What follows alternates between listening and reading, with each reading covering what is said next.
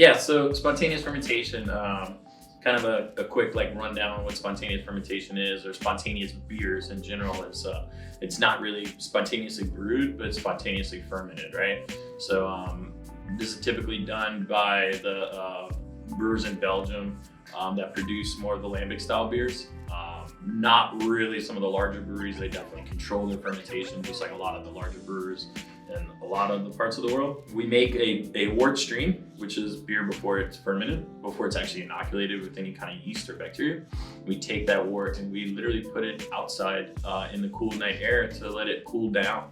That cooling process actually draws in, because when you think about something's warm, it's expanded. When it cools down, it actually draws in air.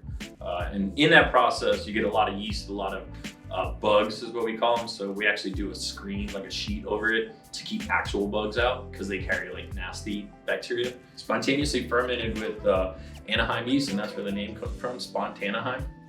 So this is 100% spontaneous, which is pretty exciting and pretty challenging. So some of the challenges is actually allowing and being patient. As a traditional brewer and kind of being schooled in traditional methods, it was kind of scary to watch wort sit there for 5 to 6 days and not really have any action. So it was pretty scary. Luckily, Jeremy was like telling me, he's like, we're already in it. He's like, just calm down and let's just let it go, right? So basically I would take some wort samples and not plate it, but I'd actually put it underneath the microscope every day, looking for any kind of yeast or like signs of life in there. And it was about the 5th or 6th day that I saw some like yeast and some budding. And then I knew right then and there, I was like, absolutely, it's gonna do something. Like whether it's good or bad, it's gonna do something. Yeah, so we had that challenge of the primary fermentation.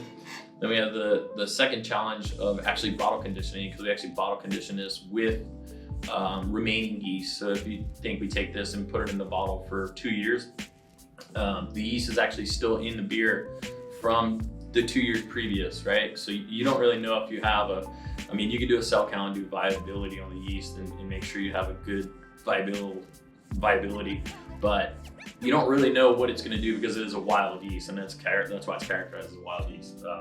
So this is 100% bottle conditioned. So this starts out absolutely flat with no CO2, and we add some corn sugar, which is basically the priming agent, and then the bacteria that's actually naturally in the beer conditioned it inside the bottle. So it was a pretty exciting project. It was also a very hard and demanding project to basically calm down, right? Calm down and let it do its thing. Let beer do its thing.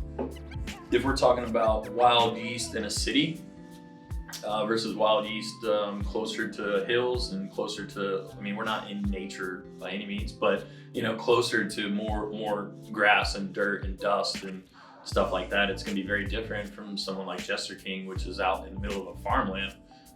But a lot of people say that, they're kind of turned off. They're like, oh, it's like wild yeast from Anaheim. But if you think about some of the best lambic producers, like Cantillon's dead smack in the middle of a city, it's definitely not the cleanest air, but they have been known to make some of the best lambic. So first off the nose, you definitely get more of a phenolic, which is actually really exciting when you're drinking like some lambic style beers. So at one time we were working with Jester King on a project, Imperial Cabinet, and we had some of this beer in process, and we had Avery, their head brewer at Jester King, coming through, and she had been doing spontaneous beers for quite a while, and we actually sampled her on some of the beer, and she confirmed that it was where it should be in its timeline. I wasn't very confident in the taste and the aromatics that was coming across, but she was pretty excited about the project and thought it was really chugging along in the right direction. So that was kind of exciting to hear. For me, knowing the backstory and know how much passion and work went into this, I truly believe this is something you should just consume on your own. Just consume by itself and enjoy the beer itself. And I think it could be paired with quite a few things. So smoked salmon would probably be really nice. But honestly, for me, it's a beer I would drink on its own.